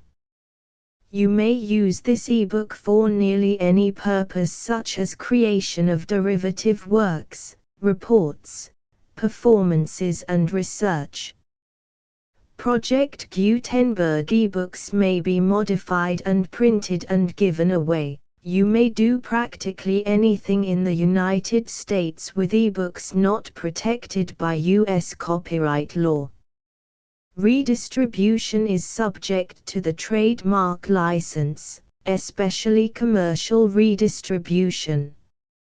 Start. Full license. The full Project Gutenberg license. Please read this before you distribute or use this work to protect the Project Gutenberg trademark symbol mission of promoting the free distribution of electronic works, by using or distributing this work, or any other work associated in any way with the phrase Project Gutenberg. You agree to comply with all the terms of the full Project Gutenberg trademark symbol license available with this file or online at www.gutenberg.org/license. Section 1. General Terms of Use and Redistributing Project Gutenberg Trademark Symbol Electronic Works 1.0. By reading or using any part of this Project Gutenberg trademark symbol electronic work, you indicate that you have read, understand, agree to and accept all the terms of this license and intellectual property, trademark/copyright, agreement. If you do not agree to abide by all the terms of this agreement, you must cease using and return or destroy all copies of Project Gutenberg trademark symbol electronic works in your possession. If you paid a fee for obtaining a copy of or access to a Project Gutenberg trademark symbol electronic work and you do not agree to be bound by the terms of this agreement, you may obtain a refund from the person or entity to whom you paid the fee as set forth in paragraph 1.e.8. 1.b Project Gutenberg is a registered trademark. It may only be used on or associated in any way with an electronic work by people who agree to be bound by the terms of this agreement. There are a few things that you can do with most Project Gutenberg trademark symbol electronic works even without complying with the full terms of this agreement. See paragraph 1.c below. There are a lot of things you can do with Project Gutenberg trademark symbol electronic works if you follow the terms of this agreement and help preserve free future access to Project Gutenberg trademark symbol electronic works. See paragraph 1.e below. 1.c. The Project Gutenberg Literary Archive Foundation, the Foundation or PGLAF, owns a compilation copyright in the collection of Project Gutenberg trademark symbol electronic works. Nearly all the individual works in the collection are in the public domain in the United States. If an individual work is unprotected by copyright law in the United States and you are located in the United States, we do not claim a right to prevent you from copying, distributing, performing, displaying or creating derivative works based on the work as long as all references to Project Gutenberg are removed. Of course, we hope that you will support the Project Gutenberg trademark symbol mission of promoting free access to electronic works by freely sharing Project Gutenberg trademark symbol works in compliance with the terms of this agreement for keeping the Project Gutenberg trademark symbol name associated with the work. You can easily comply with the terms of this agreement by keeping this work in the same format with its attached full Project Gutenberg trademark symbol license when you share it without charge with others. 1.d. The copyright laws of the place where you are located also govern what you can do with this work. Copyright laws in most countries are in a constant state of change.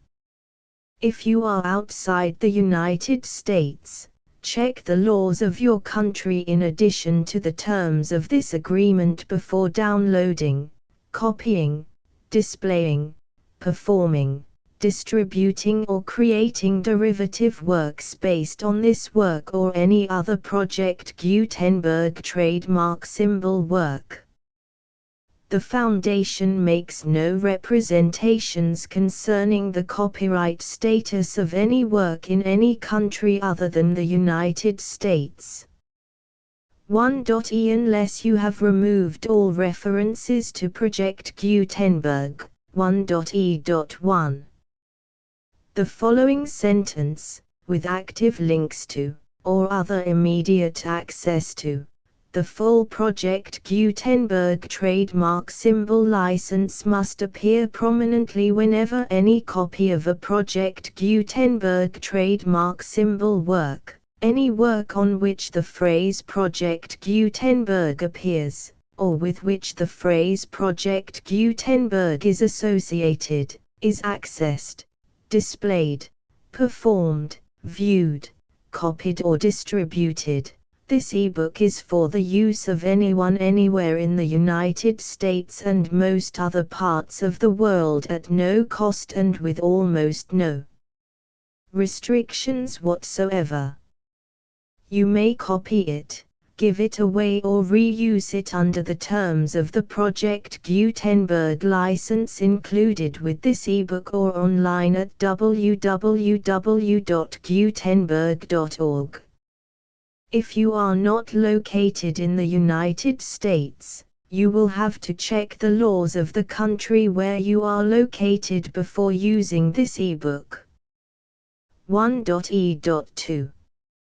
If an individual Project Gutenberg trademark symbol electronic work is derived from texts not protected by U.S. copyright law, does not contain a notice indicating that it is posted with permission of the copyright holder, the work can be copied and distributed to anyone in the United States without paying any fees or charges. If you are redistributing or providing access to a work with the phrase Project Gutenberg associated with or appearing on the work, You must comply either with the requirements of paragraphs 1.e.1 through 1.e.7 or obtain permission for the use of the work and the Project Gutenberg trademark symbol trademark as set forth in paragraphs 1.e.8 or 1.e.9. 1.e.3. If an individual Project Gutenberg trademark symbol electronic work is posted with the permission of the copyright holder, your use and distribution must comply with both paragraphs 1.e.1 through 1.e.7 and any additional terms imposed by the copyright holder. Additional terms will be linked to the Project Gutenberg trademark symbol license for all works posted with the permission of the copyright holder found at the beginning of this work. 1.e.4. Do not unlink or detach or remove the full Project Gutenberg trademark symbol license terms from this work, or any files containing a part of this work or any other work associated with Project Gutenberg trademark symbol. 1.e.5. Do not copy, display, perform, distribute or redistribute this electronic work, or any part of this electronic work, without prominently displaying the sentence set forth in paragraph 1.e.1 with active links or immediate access to the full terms of the Project Gutenberg trademark symbol license. 1.e.6. You may convert to and distribute this work in any binary, compressed, marked up, non-proprietary or proprietary form, including any word processing or hypertext form.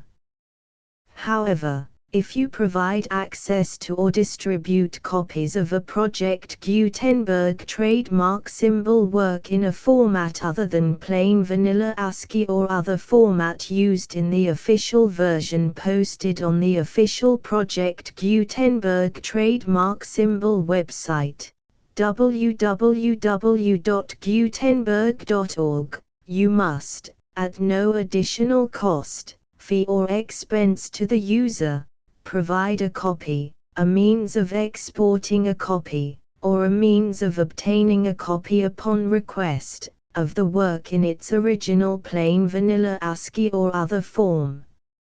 Any alternate format must include the full Project Gutenberg trademark symbol license as specified in paragraph 1.e.1. 1.e.7.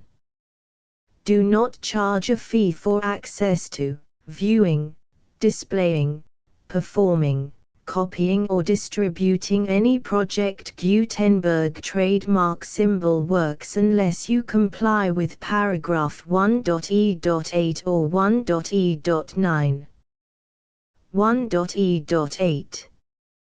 You may charge a reasonable fee for copies of or providing access to or distributing Project Gutenberg trademark symbol electronic works provided that you pay a royalty fee of 20% of the gross profits you derive from the use of Project Gutenberg trademark symbol works calculated using the method you already use to calculate your applicable taxes. The fee is owed to the owner of the Project Gutenberg trademark symbol trademark, but he has agreed to donate royalties under this paragraph to the Project Gutenberg Literary Archive Foundation. Royalty payments must be paid within 60 days following each date on which you prepare, or are legally required to prepare, your periodic tax returns. Royalty payments should be clearly marked as such and sent to the Project Gutenberg Literary Archive Foundation at the address specified in Section 4, Information about donations to the Project Gutenberg Literary Archive Foundation. You provide a full refund of any money paid by a user who notifies you in writing, or by email, within 30 days of receipt that he does not agree to the terms of the full Project Gutenberg trademark symbol license. You must require such a user to return or destroy all copies of the works possessed in a physical medium and discontinue all use of and all access to other copies of Project Gutenberg trademark symbol works.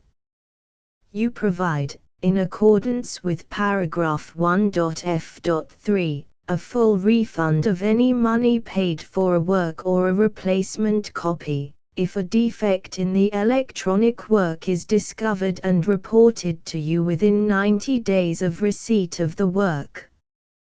You comply with all other terms of this agreement for free distribution of Project Gutenberg trademark symbol works. 1.e.9. If you wish to charge a fee or distribute a Project Gutenberg trademark symbol electronic work or group of works on different terms than are set forth in this agreement, you must obtain permission in writing from the Project Gutenberg Literary Archive Foundation, the manager of the Project Gutenberg trademark symbol trademark. Contact the Foundation as set forth in Section 3 below.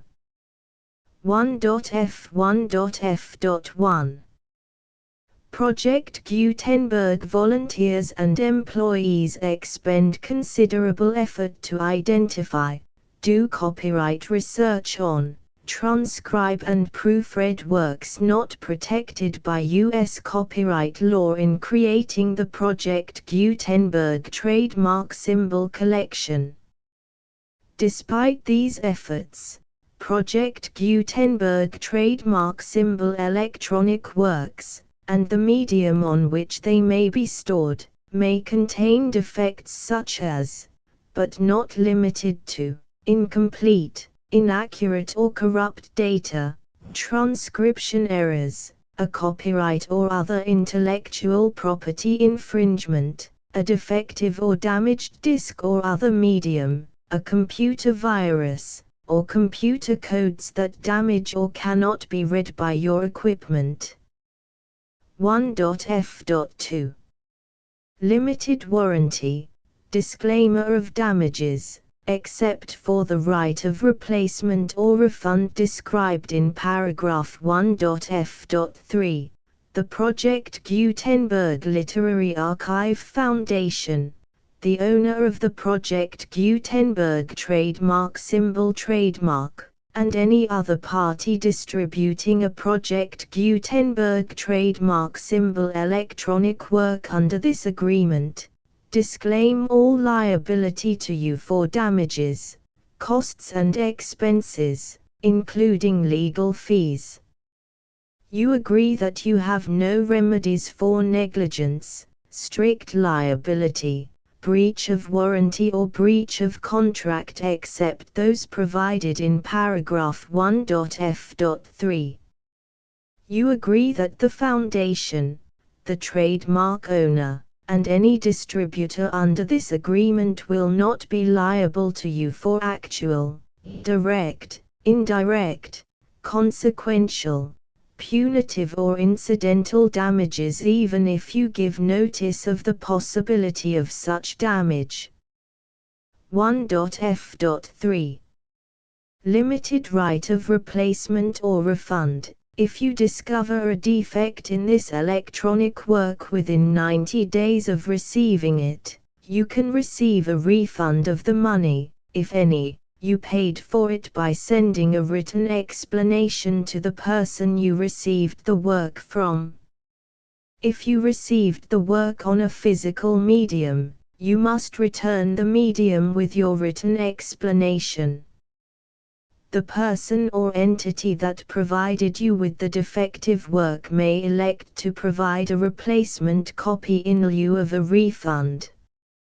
If you received the work electronically, the person or entity providing it to you may choose to give you a second opportunity to receive the work electronically in lieu of a refund.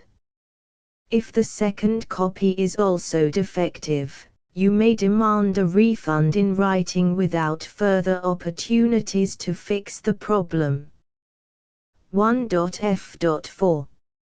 Except for the limited right of replacement or refund set forth in paragraph 1.f.3, this work is provided to you as is, with no other warranties of any kind, express or implied, including but not limited to warranties of merchantability or fitness for any purpose. 1.f.5. Some states do not allow disclaimers of certain implied warranties or the exclusion or limitation of certain types of damages. If any disclaimer or limitation set forth in this agreement violates the law of the state applicable to this agreement, the agreement shall be interpreted to make the maximum disclaimer or limitation permitted by the applicable state law. The invalidity or unenforceability of any provision of this agreement shall not void the remaining provisions. 1.f.6. Indemnity. You agree to indemnify and hold the foundation, the trademark owner, any agent or employee of the foundation, anyone providing copies of Project Gutenberg trademark symbol electronic works in accordance with this agreement, and any volunteers associated with the production, promotion and distribution of Project Gutenberg trademark symbol electronic works, harmless from all liability, costs and expenses, including legal fees, that arise directly or indirectly from any of the following which you do or cause to occur. A. Distribution of this or any Project Gutenberg trademark symbol work. B. Alteration, modification, or additions or deletions to any Project Gutenberg trademark symbol work, and C. Any defect you cause. Section 2.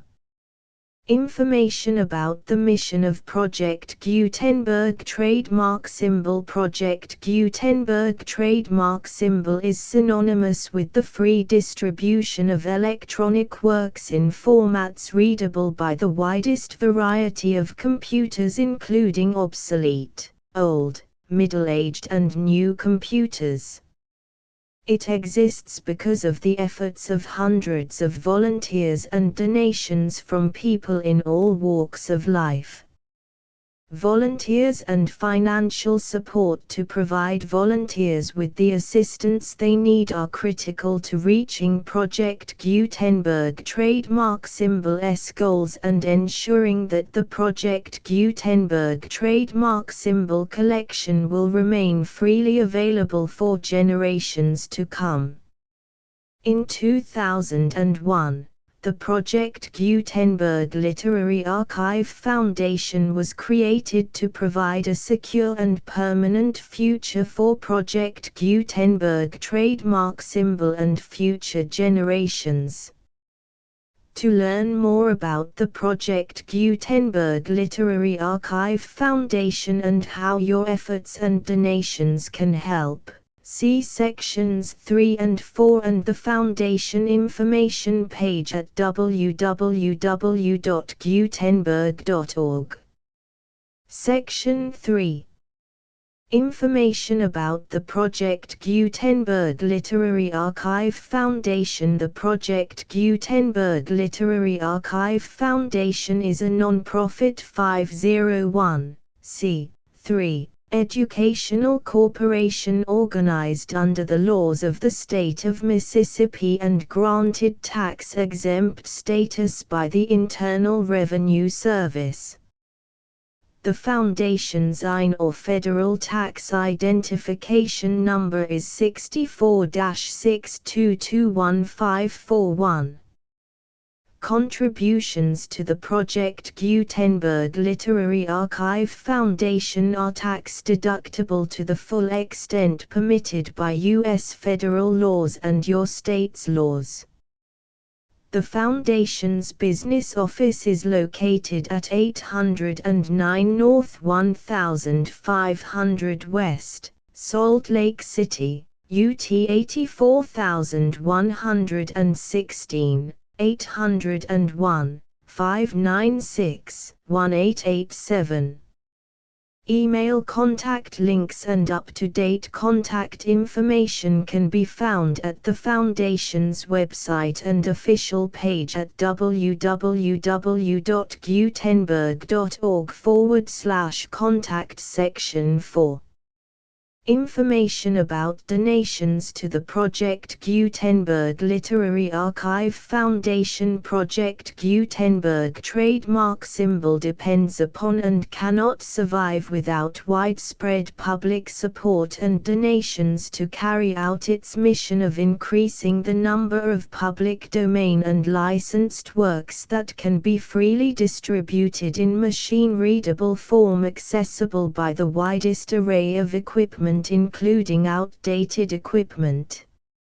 Many small donations, $1 to $5,000, are particularly important to maintaining tax-exempt status with the IRS. The Foundation is committed to complying with the laws regulating charities and charitable donations in all 50 states of the United States. Compliance requirements are not uniform and it takes a considerable effort, much paperwork and many fees to meet and keep up with these requirements. We do not solicit donations in locations where we have not received written confirmation of compliance. To send donations or determine the status of compliance for any particular state, visit www.gutenberg.org/donate. While we cannot and do not solicit contributions from states where we have not met the solicitation requirements, we know of no prohibition against accepting unsolicited donations from donors in such states who approach us with offers to donate.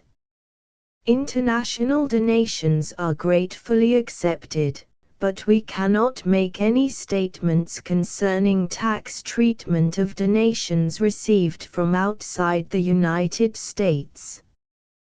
U.S. laws alone swamp our small staff. Please check the Project Gutenberg web pages for current donation methods and addresses. Donations are accepted in a number of other ways, including checks, online payments and credit card donations.